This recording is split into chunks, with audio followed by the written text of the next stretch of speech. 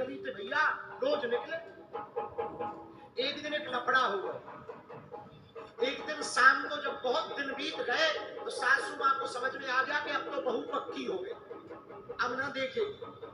तो वो काम करने गांव के बाहर चली गई सासू माँ। ये थी अकेली और ये भूल गई टाइम कि इस टाइम पे दरवाजों बंद करने हैं। तो ये घर की अटारी पे खड़ी थी।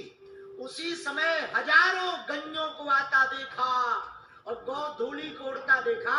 जाको लग गो मन कि वाह कितनी गैया आ रही, काली काली, सांवरी सांवरी, गोरी गोरी, सफेद सफेद, कितनी सुनहरी गायें हैं, कितने अच्छे सींग हैं, कितनी अच्छी पूंछें हैं और छोटे छोटे गोपबाल फेंटा बांधे हुए, कारो कारो मोटो काजल लगाए, अपने दोनों अपने कंधों पे डंडा रखे हैं, सो हाथ डाले हुए चले आ रहे।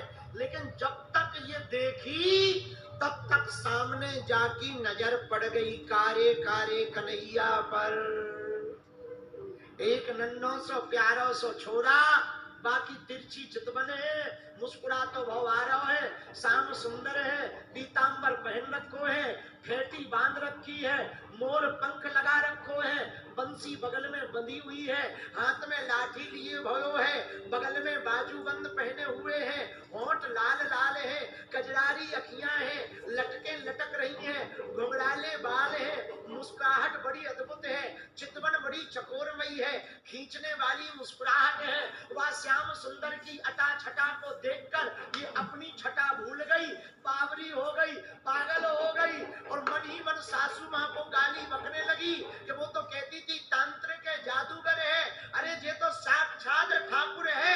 बताओ तो मैं कितनी बावरी, जा कन्हैया के दर्शन करने की बजाय मैं अपनी खिड़कियों को बंद करके घर में रहूं, मैं तो मती मारी गई। आज के बाद अब चाहे जो है जाए, मैं रोज शाम को जादूगर को देखूंगी, वाने अपनो पल्लू उगार लो और वाने फेटी बांध लई और कन्हैया जैसे डांस करत नृत्य करत भाई आ रहे थे वैसे ही वो भी नाचने लगी।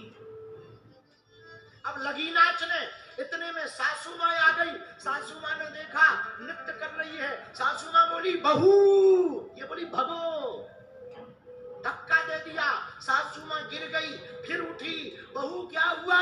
ये बोली ये सब बाद में बताएंगे, अभी तो आनंद आ रहा है, रुक जाओ जरा। ठुमका लगावे, फिर वो चित्र को याद करे, ठाकुर जी को याद करवे, फिर ठुमका लगावे, फिर याद करे, फिर ठुमका लगावे, फिर याद करे, बढ़िया नृत्य करवे, ठुमका लगावे। सासू माँ को लगा पागल हो गई। तब तक ननंद आ गई, भाभी एक मुक्का बाप होता ले भाभी वाली। सो ननंद गिर